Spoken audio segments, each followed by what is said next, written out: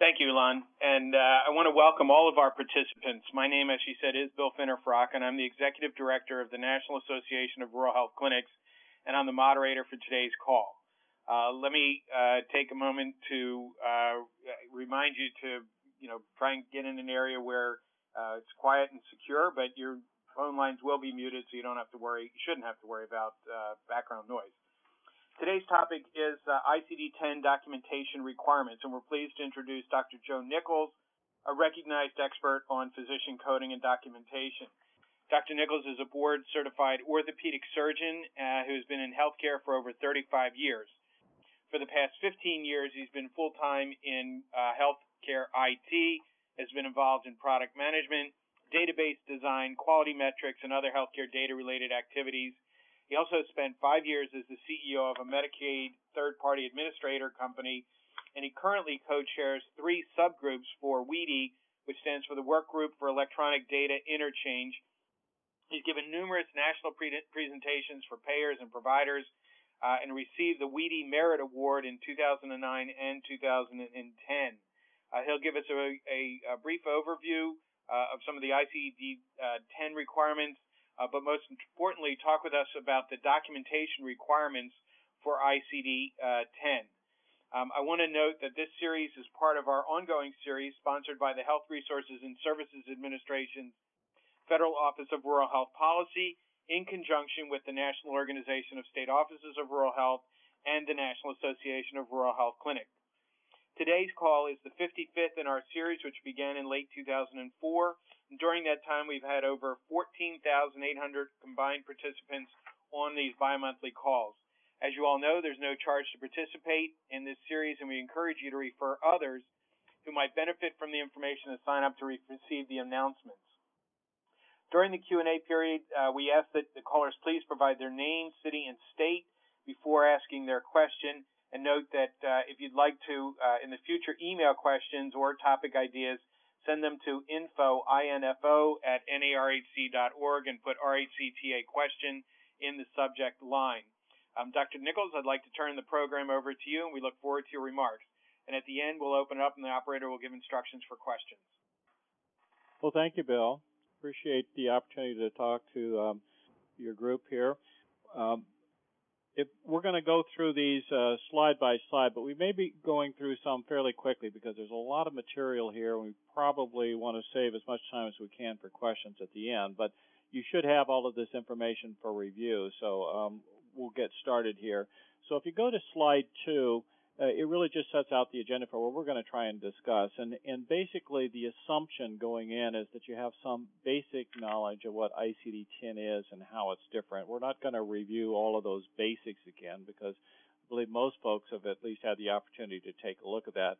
We really want to focus on how will it impact your business? What's the role of physician and office practice managers? What do you need to do to prepare for this?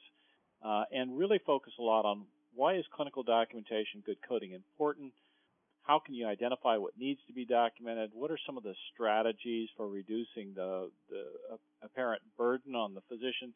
And how much can you do to make sure the documentation quality and coding is achieved and maintained over a period of time? So if we go to slide 3, this is the first slide just kind of illustrates some of the business impacts, and I'm sure a lot of you have already kind of looked and realized that coding, electronic health record updates, training, coding software are all things that are going to be significant business impacts moving through this transition, which I think is one of the biggest changes we've seen in many years in healthcare information. Contracting may change, case rates, carve-outs. Certainly billing will change, billing code updates, billing edits, charge masters if you have those. Benefits and coverage determinations may be very different under ICD-10.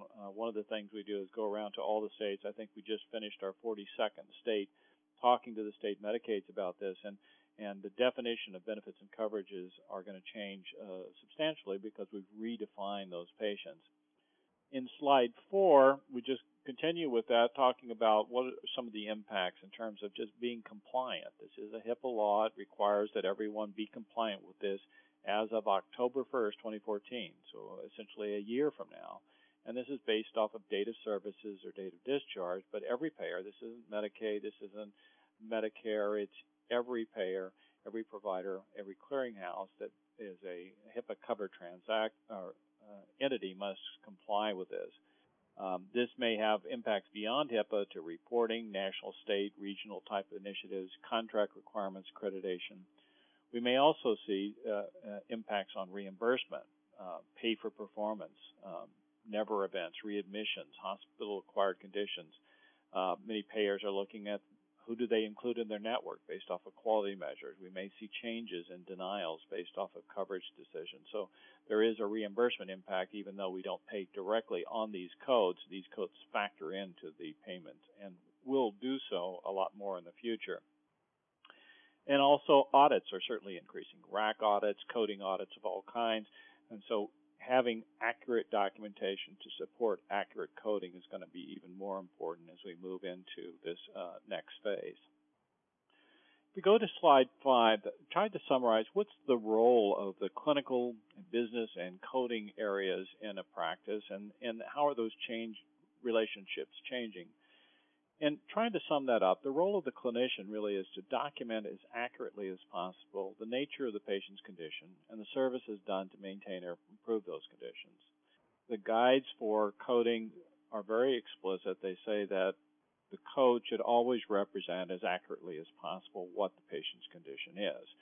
Coding for billing purposes is really not appropriate. The coding is to represent as accurately as possible what the patient's condition is. The role of the coding professional is to ensure that the coding is consistent with that documentation. And the role of the business manager is to assure that all the billing is accurately coded and supported by the documented facts. Otherwise, audits may want to recover those dollars. If we move to slide 6, we're going to talk a little bit about transition. What do you need to do? What are some of the key questions you need to ask as you're moving into this transition? And hopefully you've already started this because a year is not a lot of time to get all this pulled together. So if we go to slide 7, one of the first questions you want to ask is, what are the moving parts of your practice? What are the things that impact you that are important to your practice? And in order to do that and answer that question, you have to create an inventory of what are all the functional aspects of the practice. Determine those areas that might be directly or indirectly impacted by those codes, and then begin to prioritize those areas based off of cost or volume or clinical or business importance. You may not be able to address all areas perfectly, so understanding where the key hotspots are and understanding where the impacts are will help you define where you need to prioritize effort. Slide 8, we ask the question, where are your dependencies? And in order to address that, you have to inventory all those areas where you have a dependency that may impact your ability to successfully implement ICD-10, whether it's payers, other providers you deal with, software vendors, regulatory agencies, any internal and external resources critical to your business. You want to know where those dependencies are and where they are in terms of doing the things they need to do where you have those dependencies. Slide 9, the question is, who needs to understand ICD-10? Well, you need to really identify those persons by role who may be impacted by ICD-10 or the documentation needed to support proper coding. You may not be coding, but the coding is really coming out of the documentation, and so persons who are responsible for gathering that documentation and for the coding all need to have a fairly good understanding of what this new thing is and how it's different from what we've been doing in the past. You also need to define your approach to education. Are you going to do a train-the-trainer approach where someone within the organization is going to get well-trained on ICD-10 and then pass that knowledge on? Are you going to be looking at role-based education that says we have the right level of information with the right focus and content at the right time? I know a lot of physicians, for example, aren't really interested in coding. Their primary role is going to be in documentation, and the coders are going to need that documentation to go forward. Coders may need a different level. Business persons may need a different level but almost everyone is going to be impacted some way. And what is the training that's going to be provided? How will you know if this training was successful or not? Is a way to test that within your organization. On slide 10, we ask the question, well, what do I need to do to implement? Well, in order to do that, you have to identify specific tasks, and that's based on an analysis of the business and clinical areas that either are directly or indirectly impacted by ICD-10. Almost everything we do relates to a patient condition or service, and in that instance, almost all of those, as we generate claims or other data, is going to directly or indirectly relate to some ICD-10 code in many instances. Identification and prioritization of those areas that are critical to your business. This may be high dollar, high volume. It may be areas of high complexity or areas that are important or areas where there is a compliance requirement. Analysis of what are your key dependencies. In addition, you need to have a realistic project plan where you've taken those tasks and you organize them in such a way that timing, priority, and critical path dependencies are known so that this can actually be accomplished. Identify and assign resources, execute, and measure your progress for that. Good project plan means it needs to be doable and it needs to be comprehensive to cover all the things that need to be covered. Next question you might ask is, how do I know my efforts are working? Well, in order to do that, you need to define and implement test cases that are consistent with those areas that are important, high volume, high dollar, key business or clinical importance. You need to identify what you need to measure for success. Is coding accurate? How are you going to measure that? Is coding specific? How do you measure coding specificity? To what degree is financial continuity maintained? Is what we were billing before compared to what we got paid changed? Is the denial rate changed? Is the rejection of claims changed? So there's some key things that need to be understood. One of the things that is very helpful to do, since we've never been in ICD-10 before and we've never really had any experience with that, is we need to take those things that we're familiar with today and create a scenario. We identify something that we do on a regular basis and say, all right, that's not going to change between now and October 1st, but how will that event or condition be recorded? How will it be documented? How will it be coded as we move into this new environment? And then we try and recreate that event virtually. We're not in ICD-10 yet, but we're walking through the pathway. It's kind of like doing a fire drill where, we don't have an actual fire, but we dress people up. We do go through the steps to try and identify where are those areas we need to focus on, where are the gaps, where are the specific tasks that need to be done. Defining a variety of assumptions about those particular scenarios helps us use the same scenario and then apply sort of different things to do it. So we're trying to essentially, with a scenario through what's called a reference implementation model, walk through our current systems or processes using these scenarios with different assumptions about different payers, different variables, different types of patients, and then determine if the expected results can be achieved given the changes that we've implemented. So we've kind of done that fire drill or disaster drill, so to speak, to see whether we've left anything out.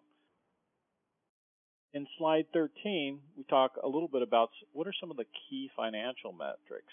If you're going to be going through this change, there is a high likelihood that payment models might be impacted. We may see challenges in terms of getting claims out the door. A lot of payers may have some challenges in remediating their rules so that they pay appropriately. There is a significant chance we could see increased levels of denials and rejections if payers are not ready for this, and we certainly hope they are, but something that needs to be monitored. And in order to do that, you need to know what is your current baseline in terms of the rate of claim denials and rejections. Does this vary by individual, provider, or business area? And then across this transition period, is the rate changing, and where are the changes occurring? And then are denial appeals being successful in this new model? You might also want to look at the ratio of bill to paid. In other words, we're billing a certain amount today, we're getting paid some portion of that back. That ratio, has it changed across this period of time? As suddenly those things that we were getting paid at a certain ratio before changed in the past? So looking at those things is important. If we move to slide 14, some other financial metrics that you may want to consider is looking at payment delays. What is your current claim lag from bill to paid? Is that changing across the transition? Is there a change with different payers or different business areas? looking at audits. Are audits increasing? Are appeals related to adverse and audit findings successful? So a lot to be watching during this transition. This is kind of a risky period in the fact that we're making a major change in how we're defining patients' conditions in data, in transactions, and these things can impact a number of different areas. And we want to have measures in place so we know what the background is and we know whether that's been a substantial change. Let's go to slide 15. Now, as we mentioned, there is a lot of new codes. We have almost 69,000 new diagnosis codes, where we have 14,000 today. And everyone looks at that and goes, that's a lot of codes. And it certainly is. But if we look historically at how we've used codes, we only use a very small percentage of the codes. This is looking at a study of 3 years of data for one of the blues in the Midwest, and able to look at this data over 3 years and do some analysis. And if we look at that analysis, 5% of the codes account for well over 70% of the dollars paid, or 70% of the charges, I should say. So a very small percentage of the codes account for a very large percentage of what impacts our charges. When we're looking at that, we want to look at those areas of conditions that are covered by those codes and look at focusing our efforts in those areas where we see a substantial impact in terms of the numbers. And again, it's very skewed. There's a lot of codes, and certainly in ICD-10 there will still be a lot of codes that the reality is we'll never use. If we move to slide 16, again, as we mentioned, the ICD-10 codes are increasing fairly dramatically in terms of the number of codes, but there's really a reason for that. And that increase is very different in different clinical areas. So in this table, what I'm trying to illustrate is if we look at a clinical area like fractures, we see that there's a substantial increase in the number of codes, 747 codes going to 17,000 codes. So a very dramatic increase in the number of codes relevant to fractures, and we'll talk a little bit about why that occurs. Poisoning and toxic effect, number of codes have gone up substantially. Pregnancy-related conditions, they've gone up substantially. But there's a number of areas where the codes have really not changed greatly. For codes like migraine, for example, we've only added 4 codes. For bleeding disorders, we've added 4 codes. In some areas, the number of codes have actually gone down, and particularly relevant to behavioral health.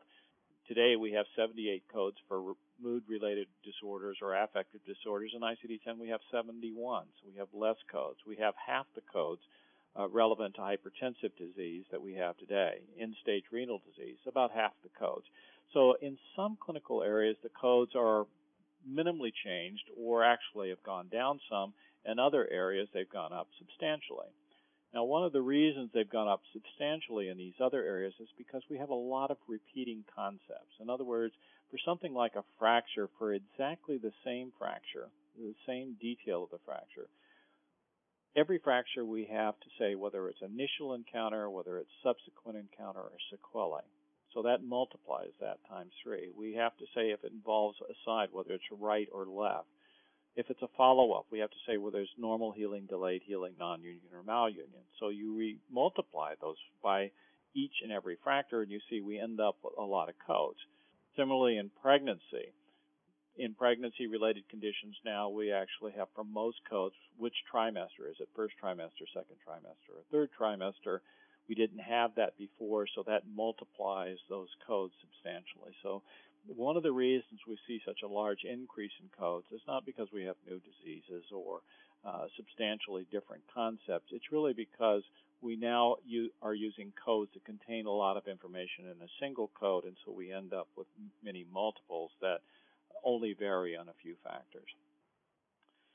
So let's go to slide 17. I want to focus a little bit of time talking about documentation. And one of the challenges we face with documentation is it really could be a lot better. I mean, anyone who's looked at clinical documentation, I've certainly looked at a lot of that, will say that we really could do a bit of a better job. You know, there were things that we were taught in medical school that we should be documenting, all of these details. And when we were medical students, we documented all of that stuff. And as we got into practice and busier, we tend not to document a lot of that stuff. But it's still just as important. And if we don't have good documentation, this is really bad for all payers, providers, and patients because it impacts billing accuracy. It impacts quality measures, population management, risk management, healthcare analytics. Most importantly, bad documentation is not good for patient care, and it's critically important that that's the primary focus of documentation. If we move into slide 18, why is it important? Well, it supports proper payment and reduced denials. It helps assure accurate measures of quality and efficiency. What we see in ICD-10 in terms of levels of severity and risk is substantially different than an ICD-9, and that severity and risk is very important in determining the difference in outcomes and quality measures and efficiencies. It helps us address some of those issues around accountability and transparency. It provides us better information about business intelligence, about what type of conditions are we taking care of. Has that changed?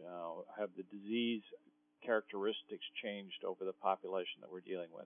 Where is the risk associated with those populations? It helps support clinical research. A lot of clinical research is relying on this type of data with these codes to look at effectiveness, and will help us enhance communication with hospitals and others that we're involved in with health information exchanges, because it is the only national standard we have that crosses all of these enterprises that defines the patient's health state, and that's going to be critical to everything we do in terms of exchanging information in healthcare. The most important reason for documentation is it's just good care. We can't take good care of patients if we don't have good information about the nature of their conditions. One of the things, if we go to slide 19, whenever I'm presenting to physician groups, I always get this pushback that documentation is really this unnecessary administrative burden caused by ICD-10. And if we look under the covers a little bit, though, if we look at what the new concepts are in ICD-10, none of these are new or foreign to clinicians. All of these are concepts that we should be familiar with today. Nothing new has happened. It's just now we're able to capture a lot of these concepts in codes where we were unable to capture those before. The real focus on documentation is not about ICD-10 coding. It's about good patient care. And if you really look at all of those concepts today, there's very few of them that you can't say wouldn't be important in taking care of the patient. And clearly patients deserve to have accurate and complete documentation of their conditions. For those of us who are becoming more patients than we are providers, every time I see my physician, I really want to know what's documented. I want to know that it's correct. I'm much more interested in that at this point in time, and I think we deserve that.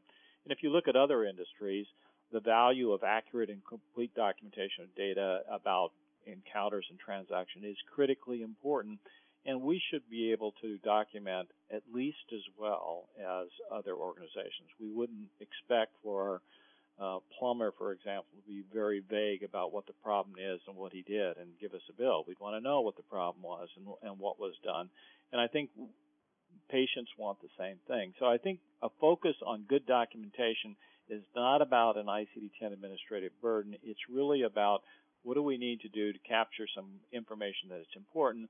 The bottom line is that it's also necessary for us to code accurately. If we look at coding, it really is, again, all centered about there's a patient interface. Something happens with that patient. We see them. We do a physical exam. We look at their records.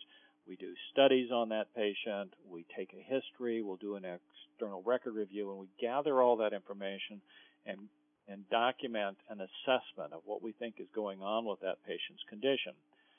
Without that, and without complete observation and doing all of those things that we were taught in medical school, without documenting that, we can't get to a code. But for a lot of us, coding has been, and certainly in my practice in the past, it's always been about do something quick and easy to get that bill out the door. We have our Superbill. We check a box. We send it to the back office. We may have some queries back and forth. If we look at slide 22, this is just an example of an Orthopedic Superbill, one similar to the one that I had in practice that has all of these different codes listed there. And you'll see a section about fractures of the radius, and there's a list of codes there, fractures of the forearm. There's a list of codes there. If we look in ICD-9, there were 32 possible codes that could be on there. In theory, if it wasn't listed here, I should use the code that's most appropriate, but these are the codes I saw most frequently. In ICD-10, there's 1,731 codes for fractures of the radius in the forearm area. So now we're looking at something that would take many pages of a superbill to cover all of the codes that might be relevant to conditions that we might see. The concept of the superbill may not work well, and particularly in certain specialties, because we now simply have too many codes out there that describe very different types of conditions, and it's critical that we document those things going forward.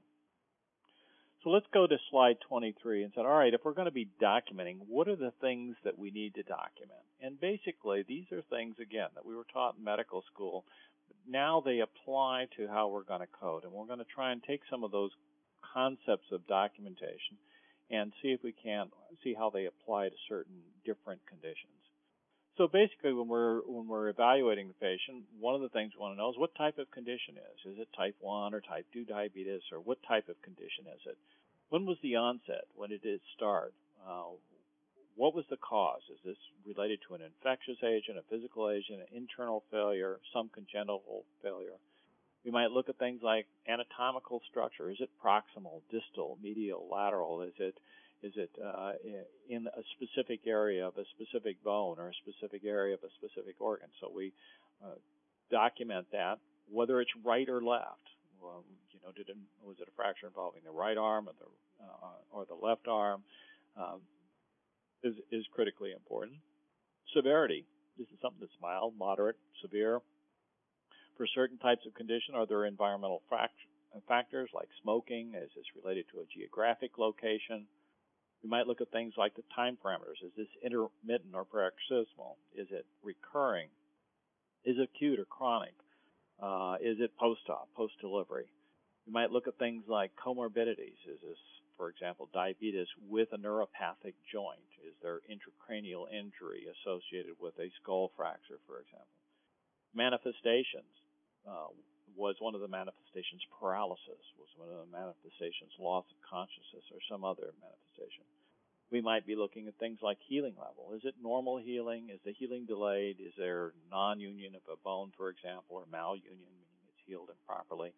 So all of these are kind of basic concepts that if we look at and look at the types of documentation we need, we basically should be documenting these types of things today. So let's move on to looking at slide 27. And in slide 27, what I wanted to do is just illustrate that there are a lot of concepts in ICD-10 that recur over and over again. And this is important to know because these concepts that recur and impact many codes, we should be capturing that information if we want to get to the right code. And one of the techniques for trying to reduce the burden is capture this information up front as part of a question when the patient comes in, as part of a interview done by a non-clinician, for example, that might be done that says, look, we're going to need to record this stuff. Why don't we just capture it right up front and not have to capture that during the clinician time? Things like initial encounter impacts 13,900 codes, or whether it's a subsequent encounter, 21,000 codes, whether it's a sequelae, 11,000 codes. Right versus left. If you look at all the ICD-10 codes, 1/3 of the codes are exactly the same except for right or left. That's the only difference is whether it's right or left. So it's kind of important to capture that because that's going to impact well over 1/3 of the codes. So let's take a specific condition and let's walk through and say, what are the types of concepts? And again, coding is about documenting key medical concepts. What are the types of concepts we might see in these particular types of conditions, and how might those relate to ICD-10 codes? So if we go to slide 28, we're going to take something basic like otitis media. And moving on to slide 29, the first thing we might ask is what type of otitis media is it? Is it serous? Is it suppurative or non-suppurative? Is it tubotympanic type? Is it allergic type? Is it mucoid type? Again, things that we would normally capture in terms of evaluating that patient. Moving on to slide 30, there may be a lot of other alternative terms we might use, like whether it was sanguineous, whether it was exudative, whether it was secretory, all of these things that we might capture in part of that evaluation about the type of otitis media. If we move to slide 31, we might also document things. What was it associated with? Was it associated with a spontaneous rupture? Was it associated with some infectious or external agent? And if so, what was it? Was it associated with smoking? Was it associated with some allergic or non-allergic condition? Slide 32. Were there temporal factors involved? In other words, was this acute or subacute, or was it chronic? Is it recurrent? Laterality, was it left or right, or was it bilateral or unilateral? So all of these things are kind of things that we might want to capture as part of a normal evaluation of a patient with otitis media. So let's look in slide 33 at what some of the ICD-10 codes would look like and see where those concepts factor into that code. So here we are looking at a set of ICD-10 codes relevant to otitis media, and we'll see things like measles complicated by otitis media. So we're addressing that issue. What was the infectious agent? Acute serous otitis media, right ear. In this case, we're saying that it was acute. It was a serous otitis media, and it involved the right ear.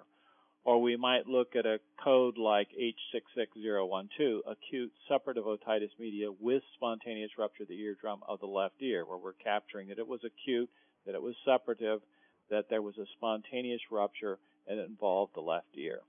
And so as we see these types of concepts repeating in these codes, it's really capturing those concepts that are important, because we really can't identify the right code if we don't get those concepts. If all we say is otitis media, we don't say which ear, we don't say what type of drainage or whether there was a rupture of the membrane, then we're not going to be able to code accurately. And knowing what those things are is helpful to know what the codes are, but more importantly, we should probably be capturing all those things today just for good patient care. So let's look at another example. Go to slide 34. And here we're looking at pulmonary disease. So we're going to be talking about chronic obstructive pulmonary disease, chronic bronchitis, asthma. And again, we look at what are some of the types of concepts that we might want to capture in evaluating a patient.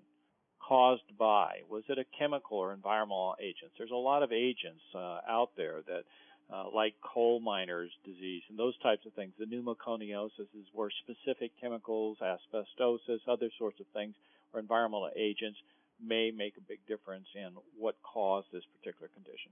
Smoking.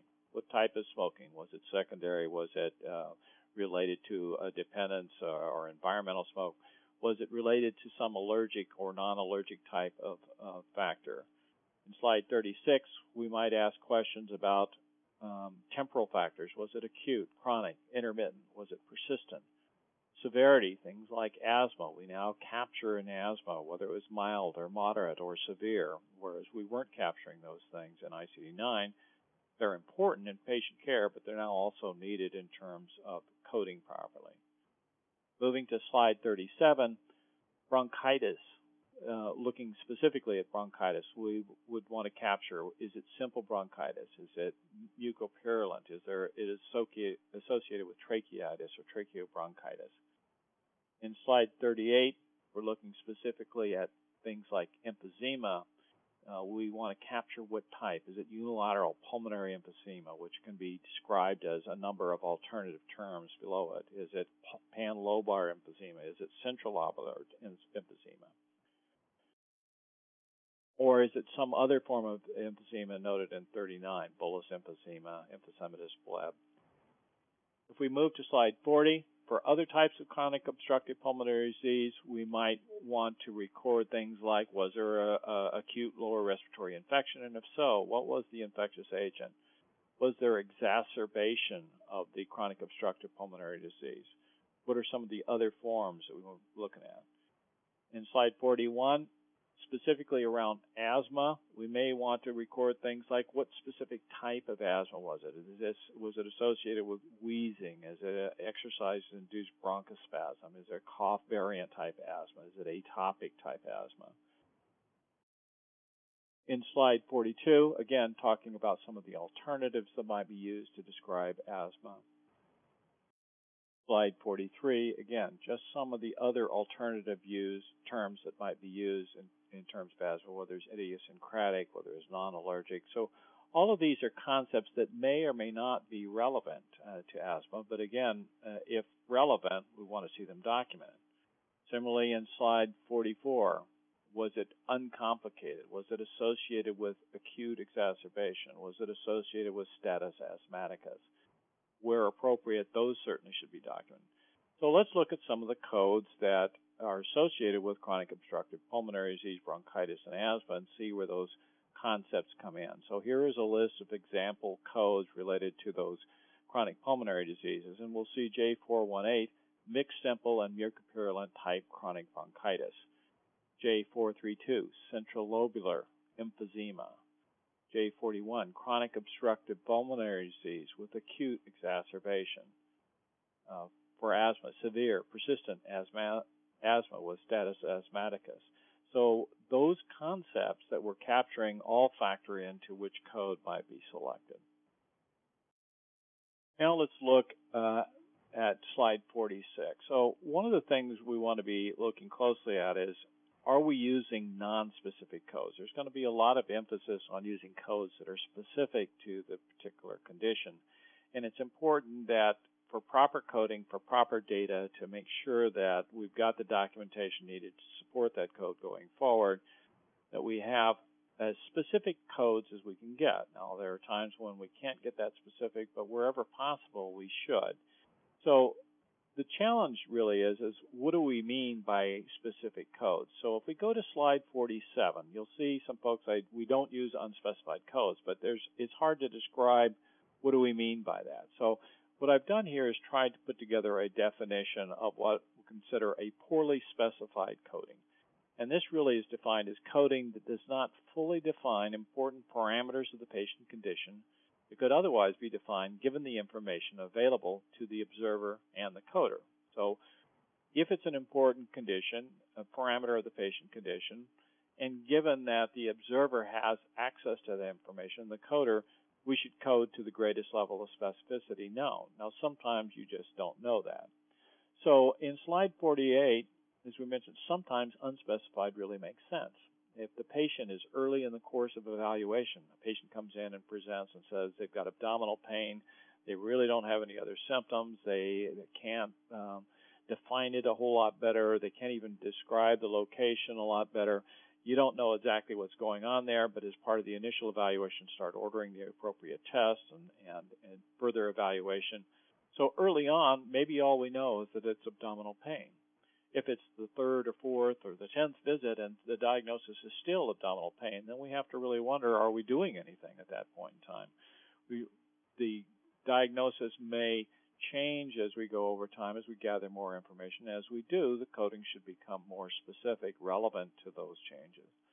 So the claim, again, coming from that provider who is not directly related to the patient's condition may not be at a level of specificity. There may be certain providers who really don't have that information or who don't even do diagnosis, but they still have to submit a code. In that case, non-specified codes may make a lot of sense. And there are some types of coding that really are not appropriate for generalists. They may be more appropriate for specialists.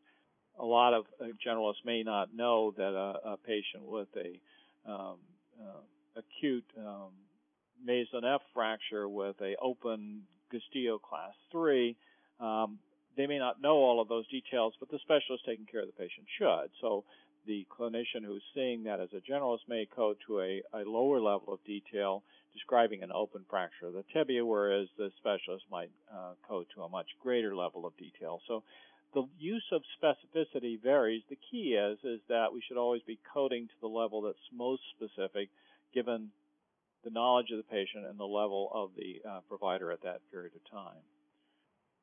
If you go to slide 5, there are a lot of codes that are out there right now in ICD-10 that really we probably should never use, or very rarely, if ever. So anytime we have sufficient information to be more accurate, we shouldn't be using anything unspecified.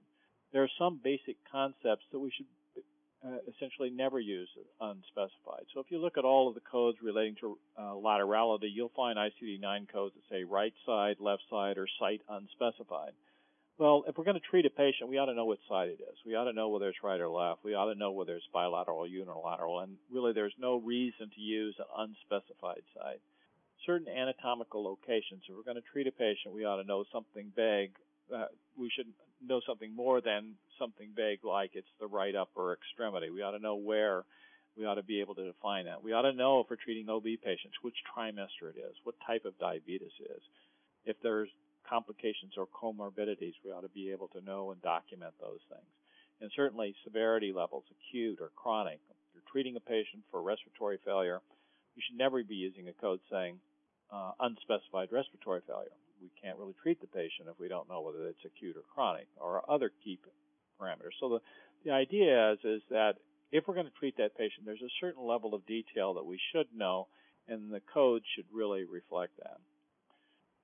There are some times when the care is, in order to care for a patient, we need to have a lot of detail. And again, if the specialty level is such that you're a specialist, you ought to be able to define to a much greater level of detail, because that's going to be important in the data and documentation.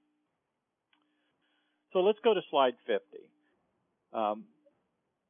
The bottom line about these codes is they really represent patient data about healthcare, and that patient data is used for a lot of purposes, not only billing. It's used for analysis, it's used for policy setting, it's used for a whole variety of purposes in terms of trending and tracking and reporting.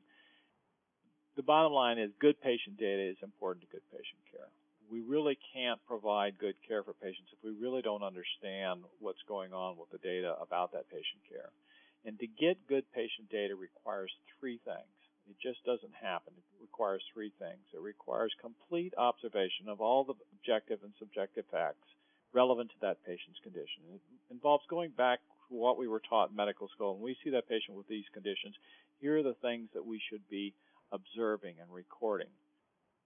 Secondly, it requires documenting those observations. If we've looked in that patient's ear and they've got a perforated membrane and it's exudative and it's the right ear, we ought to be documenting that. The third is that given that documentation, it's coded properly. We pick the codes that represent as accurately as possible what's documented. So those three things, observation, documentation, and coding, are all critical, or else our health data is really very unreliable moving forward. So moving to slide 51, getting to good quality data is something that's an ongoing effort. It requires that, again, we have proper assessment, complete documentation, accurate coding, but we also need to constantly measure and provide feedback. Are we coding in a very specified way? Is it accurate? We need to be measuring that so we can constantly feedback to clinicians and to coders to say, here's some areas where we could potentially have some improvement. Now, moving forward, let's move to slide 52. We are moving into a very different environment under accountable care and under all the other things that are happening right now. And the bottom line is that we spend more than anywhere else in the world, and our ability to continue to spend at that level in terms of healthcare is definitely being challenged by a number of financial issues. So the whole idea of value-based or accountable care or any of the other things that are out there right now are saying, we need to do something to make sure that the services that we're providing are good, that they're effective, and that we can afford them. And so that's changing the way we're looking at healthcare data, we're looking at transactions, we're looking at claims. So ICD-10 provides us an ability to look at severity and risk to a much greater level. It allows us to look at varying levels of complexity. Today, if you have a amputation of the finger, you don't know which finger it is. Under ICD-10, it tells you which finger, which level, which approach. If you look at a code for repair of a artery, today it simply says repair of the artery. Under ICD-10, it tells you which specific artery was repaired. So certainly these measure different things in terms of levels of severity and risk, so that we're comparing things that represent the actual condition in a much better way. Better claim information can also help support more automated processing to hopefully lead to more rapid reimbursement, given that we have more data within that code that will help address that processing. There's opportunities to risk audit, to reduce audit risk exposure by making sure that the documentation and the coding are lined up appropriately. Better business intelligence, and certainly much better measures of quality and efficiency. None of this happens passively. We have to build that into how we use and leverage these codes going forward. But the codes do present some opportunities to get a lot better data, not only to process and manage care, but to also to understand and do analysis on the type of care. So just to summarize things, ICD-10 will certainly have a substantial impact on how we're going to define the patient condition for a wide variety of purposes. It isn't all about claims. It's about a lot of other uses for the data. It will certainly change how we do business, and there are a lot of looks at how we're going to pay differently in an environment that looks at not only what was done, but why. A lot of proposed new changes that are going to be using these codes in a way that they haven't been used in the past. The requirements for good documentation have really not changed. We should have always been documenting what's important in patient care. And if you really look at what's needed under ICD-10, almost everything there is something that is important in patient care if it applies to that patient. ICD-10 codes can certainly support much better definition of the key parameters of some of those conditions. In slide 54, really complete and accurate documentation of important clinical concepts of patient condition is a requirement for good patient care. It's also necessary for us to code accurately, but most importantly, it is a requirement for good patient care. Better data translates into better understanding of efficiency, effectiveness, and quality, and changes in payment models. We'll leverage these as we kind of move forward. All in all, ICD-10 is a big change. It's a very important change in terms of healthcare data. It will impact almost everyone in healthcare. And the bottom line is that good documentation will hopefully get us to better coding, and we should be able to do this without a substantial change in that documentation, assuming that we're documenting well today. So let me just stop there and ask if we have any questions to address. While we're waiting, you talked about the issue of the nonspecific codes, and I think this has been an area where there's been some significant discussion in the provider community. And maybe you don't have any perspective, but is it largely going to be determined by the payer as to how specific they would require the coding to be? With respect to whether or not they will pay the claim or send it back for additional documentation? Right. Well, certainly the payer determines what they're going to do with that claim from a payment perspective. In terms of what's required from coding, that is not relevant to the payer. The level of specificity is defined in the guidelines and in the standard. And regardless of payer, the rules are, and audits will be based on the fact is, did we code as accurately as possible what the patient's condition is? Payers should be using that information, and how they use that is really up to them. But from a provider perspective, we should always be coding to the greatest levels of specificity possible. And that's really not changed from ICD-9 to ICD-10, correct? Absolutely not. That's always been the case. We haven't been doing a great job with that in many instances, but that's always been the case. And a lot of payers now are saying we're going to get a lot tighter on that. Now that we have that ability to be more specific, we're actually going to not accept codes like unspecified side or unspecified respiratory failure. Right, and I've heard the same thing, and it makes sense that they would do that. I mean, otherwise, why go to ICD-10 if they're going to continue to allow claims to come in using unspecified? We're not getting all the more robust data that we would hope, and yet we're going through an awful lot of expense to really not improve the data that we have. Exactly. So, operator, do we have any calls lined up, or questions, I mean? I do. Our first question today is from Christina Hamilton. Go ahead, Christina. Hi, I just had a question. These ICD-10 diagnosis codes are now going to require laterality, so do we still need to use the LT-RT modifiers on the CPT code? Christina, where are you from? Family and Internal Medicine, Lebanon, Kentucky. Okay, great. Thanks. Yeah, that's a great question. We get that all the time. The modifiers on the service codes are still required. They don't have anything to do with ICD-10 because you may have conditions where you have laterality, but the service you do is to a specific side, and so the laterality on the service says what side you did that procedure on. The laterality on the code says what side the condition was. They may seem like minor things, but sometimes you can have a condition that is on one side or the other, and this is talking about a specific side. So, yes, they still are required on the CPT codes. Okay. Good. Next question. Our next question is from Karen Jones. Karen, tell us where you're from. Hey guys, we're from Marble Falls, Texas with the Scott and White Healthcare Organization. Great.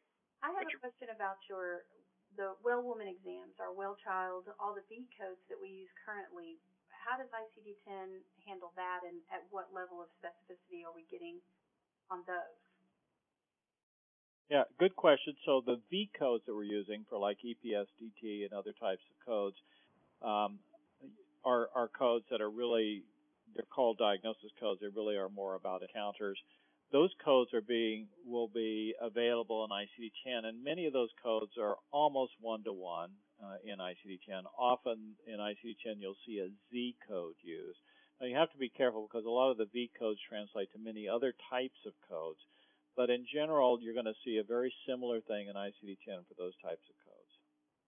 Great, thank you. Okay. And once again, if you would like to ask a question, please press *1. And our next question is from Amy. Amy, where are you from? Bay City, Michigan. Great. What's your question? My question is, how does the ICD-10 pertain to the MAs that work in the floor in the offices? I had a little bit hard. Maybe you heard it, Dr. Nichols. Could you repeat your question again? Yeah. How does the ICD-10 pertain to the medical assistants that work the floors in the offices? Because it seems like it's more for the billing.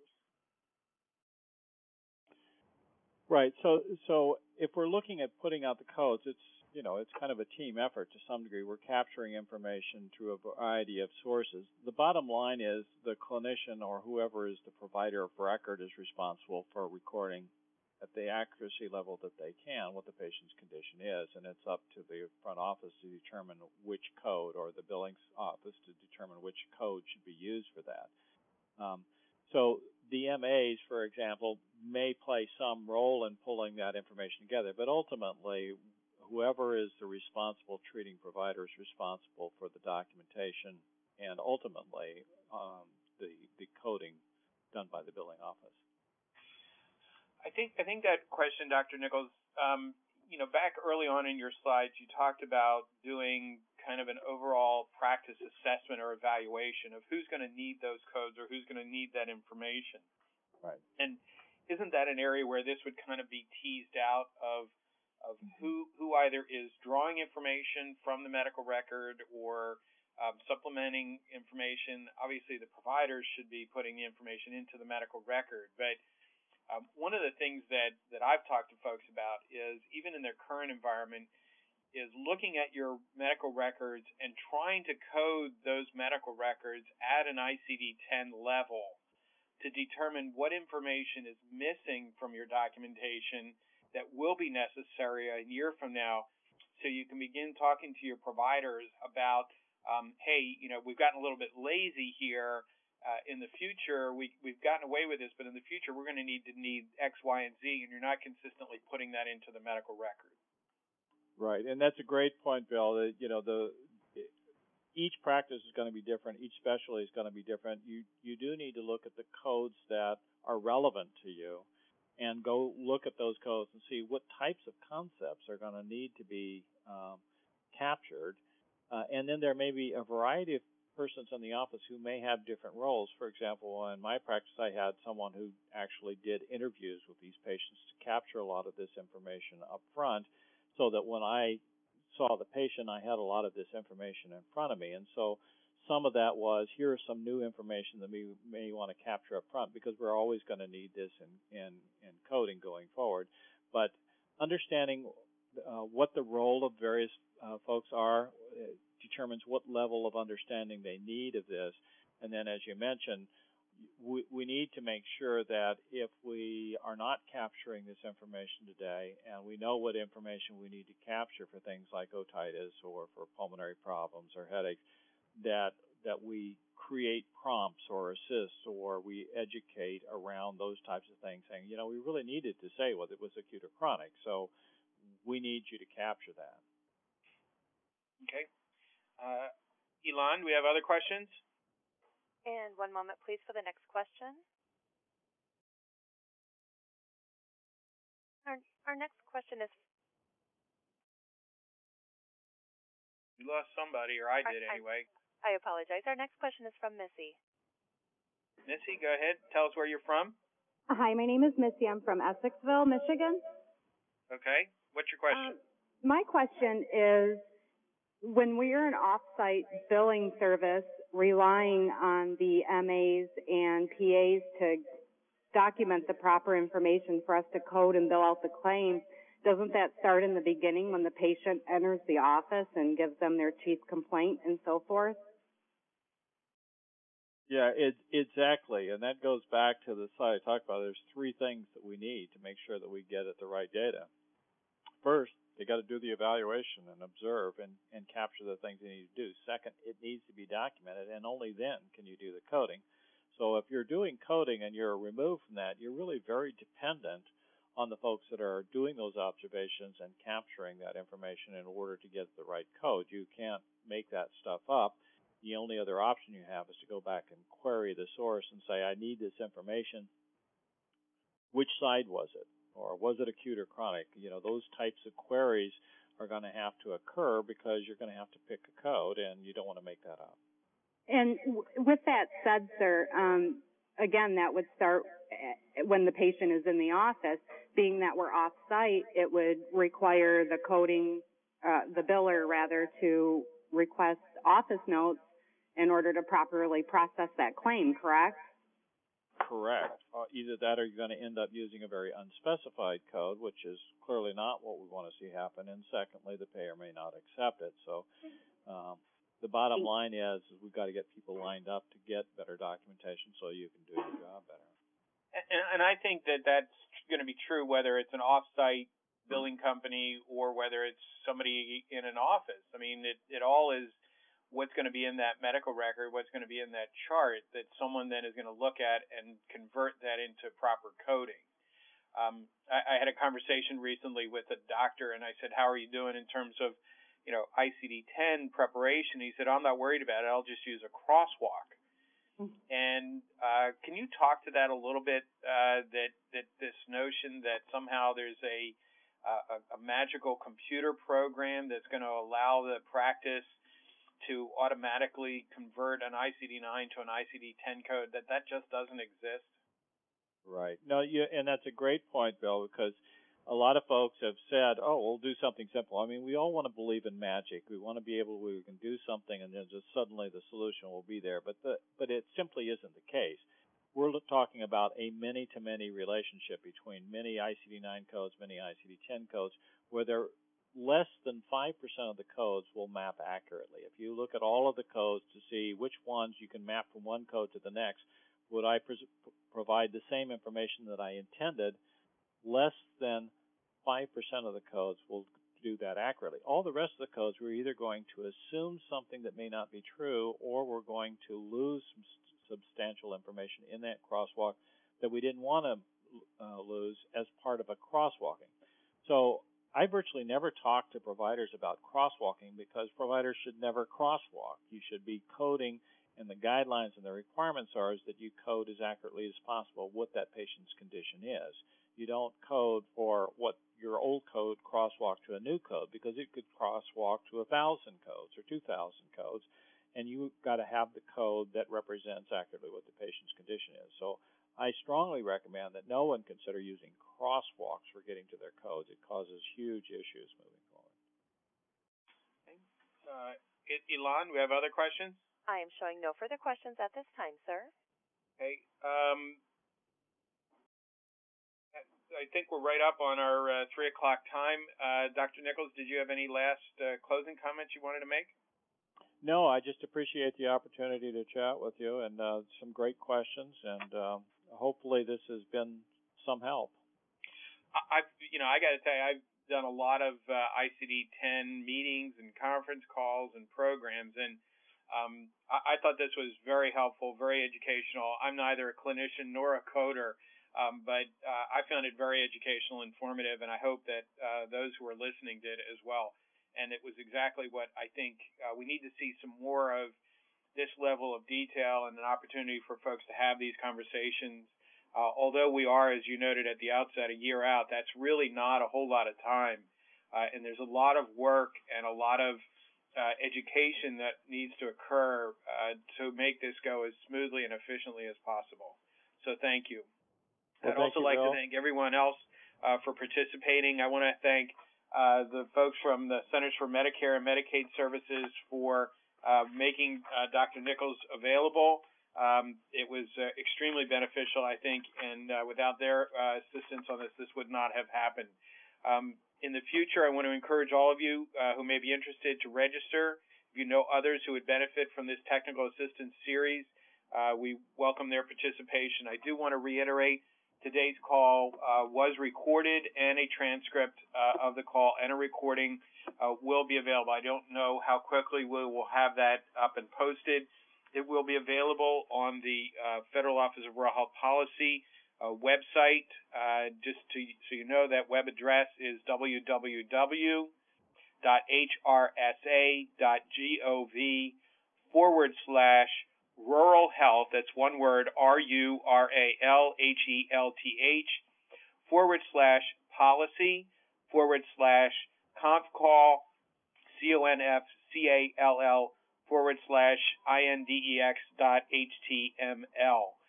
If you didn't get that or you need a link, just send me an email at info@narhc.org, and I will provide that to you. Again, thank you, Dr. Nichols, for a great presentation, information, and we will get you information about our next Rural Health Clinic Technical Assistance call, which will be sometime either late October, early November. Thanks, everyone, for participating, and we'll talk to you the next time.